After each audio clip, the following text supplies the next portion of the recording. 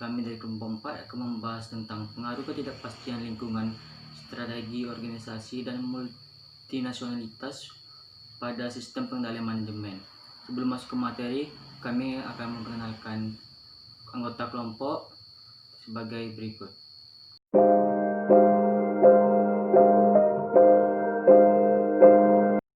Baiklah, di sini saya akan menjelaskan materi yang pertama, yaitu ketidakpastian lingkungan. Nah, ketidakpastian lingkungan ini mengacu pada seperangkat faktor luas yang secara individu dan kolektif membuat sulit atau tidak mungkin untuk memprediksi suatu masa depan di daerah tertentu.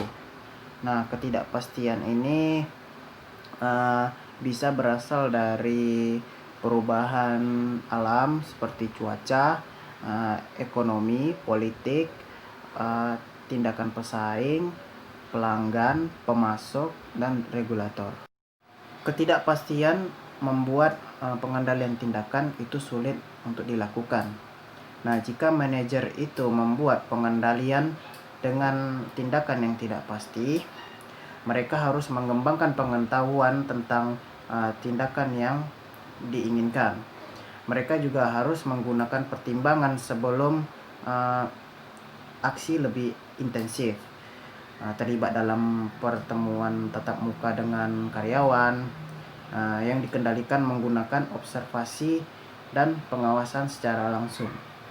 Ketika pengendalian tindakan itu dianggap tidak layak atau tidak praktis, maka manajer umumnya cenderung untuk menempatkan ketergantungan tinggi pada pengendalian hasil.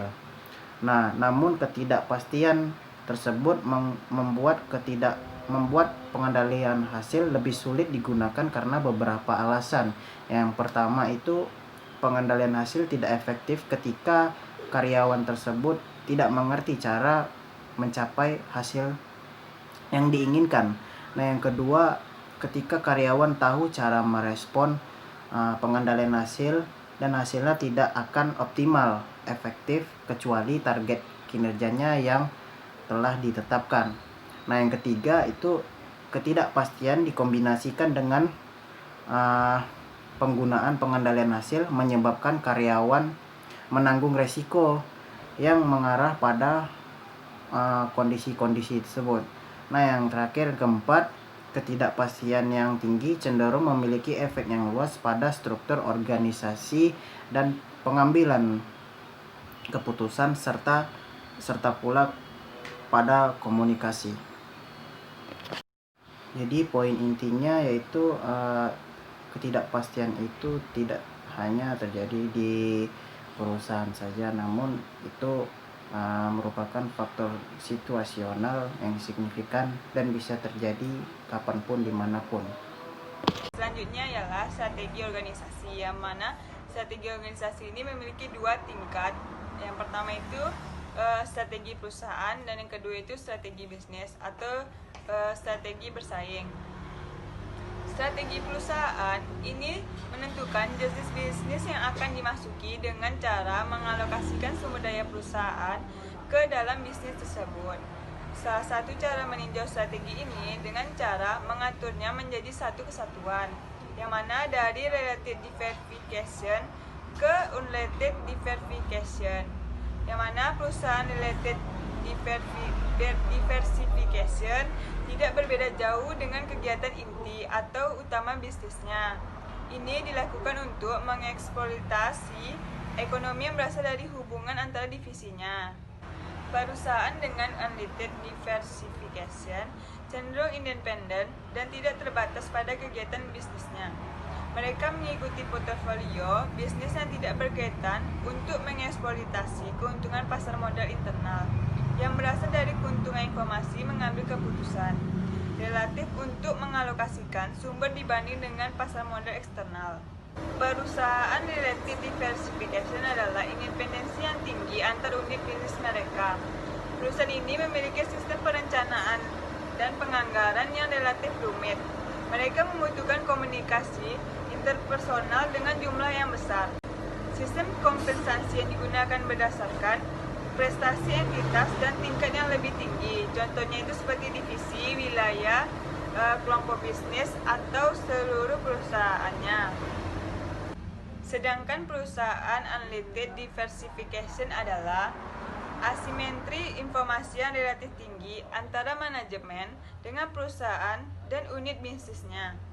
Manajer perusahaan memiliki kinerja unit bisnis secara objektif dengan penghargaan atau bonus didasarkan pada apa yang telah dikerjakannya. Terus yang kedua itu strategi unit bisnis atau strategi bersaing.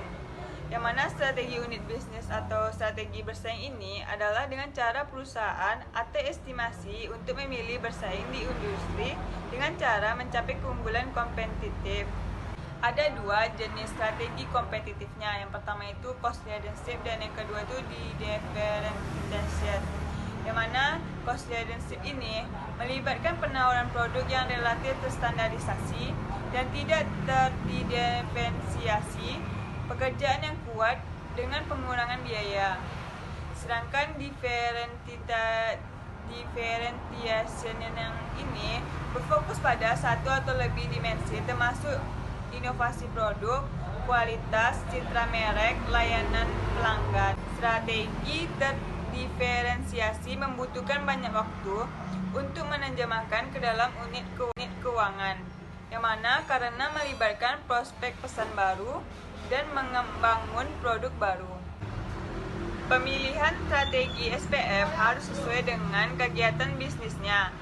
Pemilihan cost leadership mempertahankan bisnis yang ada dengan satu standar yang telah terbukti keefektifannya dan lebih cenderung menggunakan pengendalian tindakan.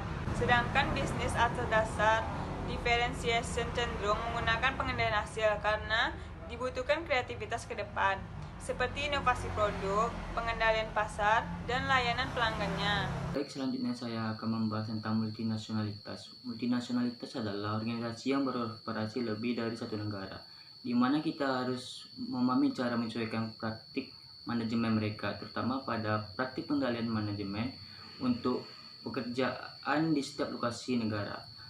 Ada 3 faktor untuk mempengaruhi pilihan MCS atau hasil antar negara. Yang pertama, budaya nasional, kedua, institusi, dan yang ketiga, lingkungan bisnis lokal. Yang pertama kita akan membahas tentang budaya nasional. Kebudayaan nasional telah didefinisikan sebagai pemrograman kolektif pikiran yang membedakan anggota dalam satu kelompok atau masyarakat dengan yang lain. Dengan demikian, konsep budaya nasional pada dasar mengakui selera orang, norma, nilai-nilai, sikap sosial, prioritas pribadi, dan tanggapan terhadap rangsangan antar pribadi bervariasi di seluruh negara. Pengembangan bisa dikatakan bahwa orang-orang dari budaya nasional yang berbeda cenderung memiliki preferensi, reaksi, dan pengendalian manajemen yang berbeda. Beberapa taksonomi kebudayaan nasional telah diusulkan. Taksonomi budaya yang paling sering dikutip terdiri atas 4 dimensi budaya yang diidentifikasi dalam studi oleh Greg Hofstede, yang terdiri dari yang pertama individualisme, kedua jarak kekuasaan, ketiga pengindaran ketidakpastian, dan yang keempat maskulinitas. Kedua yaitu institusi lokal. Sama halnya dengan budaya nasional, faktor kelembagaan dapat mengaruhi desain dan efek sistem pengendalian manajemen organisasi. Sebagai contoh, organisasi di negara dengan serikat buruh yang kuat mungkin lebih sulit untuk memberikan upah yang insentif karena serikat lebih memilih dengan sistem pembayaran berbasis senioritas. Seperangkat faktor kelembagaan MCS yang berimplikasi potensial penting yaitu berdeskriptif dari pasar keuangan di berbagai negara. Pentingnya dalam meningkatkan modal, tingkat kelengkapan jenis informasi yang diminta. Yang ketiga yaitu perbedaan dalam lingkungan bisnis lokal. Ada 4 perbedaan dalam lingkungan bisnis lokal. Yang pertama yaitu ketidakpastian, inflasi, bakat, dan penjabaran mata uang asing. Di sini saya akan membahas tentang ketidakpastian. Beberapa negara secara inherent merupakan tempat yang paling berisiko untuk melakukan bisnis, seperti halnya keamanan dari suatu negara yang sering terjadi konflik militer, penculikan, dan terorisme. Yang kedua, mata-mata perusahaan dan pencurian rahasia perusahaan oleh pesaing lokal. Dan yang ketiga yaitu persetujuan diam-diam dari pemerintah setempat. Risiko setiap negara berbeda-beda dikarenakan perkembangan ekonominya. Seperti yang kita bahas, negara berkembang cenderung memiliki akses yang terbatas terhadap modal, peraturan akuntansi dan pengawasan yang lemah, penegakan hukum yang lemah atas pelanggaran kontrak, dan yang terakhir hambatan lain untuk melakukan bisnis. Dan ketiga perbedaan selanjutnya akan dibahas oleh teman saya. Selanjutnya adalah inflasi. Inflasi merupakan suatu keadaan perekonomian di suatu negara di mana terjadi kecenderungan kenaikan harga-harga barang dan jasa secara umum yang disebabkan karena tidak seimbangnya arus uang dan barang. Inflasi pada umumnya terjadi ketika jumlah uang yang beredar di masyarakat lebih banyak daripada yang dibutuhkan, seperti saat menjelang Hari Raya Idul Fitri. Selanjutnya, bakat. Organisasi yang beroperasi di negara-negara berkembang sering menghadapi terbatasnya ketersediaan tenaga terampil dan terdidik. Ketika karyawan tidak berpendidikan tinggi, struktur pengambilan keputusan biasanya lebih terpusat dan MCS cenderung lebih berorientasi pada pengendalian tindakan daripada pengendalian hasil. Kantor kecil mungkin berisi hanya beberapa orang berpendidikan. Hal ini menjadi sulit untuk menerapkan salah satu prinsip pengendalian internal dasar, yaitu pemisahan tugas. Semua berpendapat bahwa ketika bakat dalam pasokan pendek, baik itu kemampuan perusahaan untuk melakukan bisnis maupun kepastiannya untuk mempengaruhi pengendalian yang baik, maka akan lebih mungkin untuk dikompromikan. Nah, ketika mobilitas personel rendah, maka kurang tepat untuk mengimplementasikan rencana insentif jangka panjang yang memotivasi manajer untuk berpikir jangka panjang dan untuk tinggal di perusahaan agar mendapatkan reward mereka. Selanjutnya yaitu penjabaran mata uang asing. Pengendalian hasil atas entitas asing dapat diimplementasikan dengan menggunakan praktik-praktik sama yang diukur dalam mata uang lokal berdasarkan rencana yang telah ditetapkan yang juga dinyatakan dalam mata uang lokal. Beberapa MNO mengevaluasi manajer entitas asing mereka dalam hasil-hasil pengukuran mata uang lokal negara, yaitu mata uang induk perusahaan.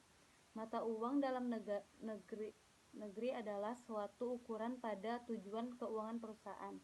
Biasanya, mata uang yang digunakan dalam pemegang saham adalah suatu ukuran yang digunakan untuk mengevaluasi eksekutif puncak. Dengan demikian, wajar bagi manajemen perusahaan untuk mendorong manajer entitas mengambil tindakan untuk meningkatkan keuntungan dalam mata uang perusahaan induk. Penggunaan mata uang lokal negara dapat menyebabkan masalah apabila mata uang asing menguat relatif terhadap mata uang lokal. Entitas asing dapat nyaman memperoleh tingkat pengembalian target atas atau menunjukkan keuntungan penjualan yang mengesankan.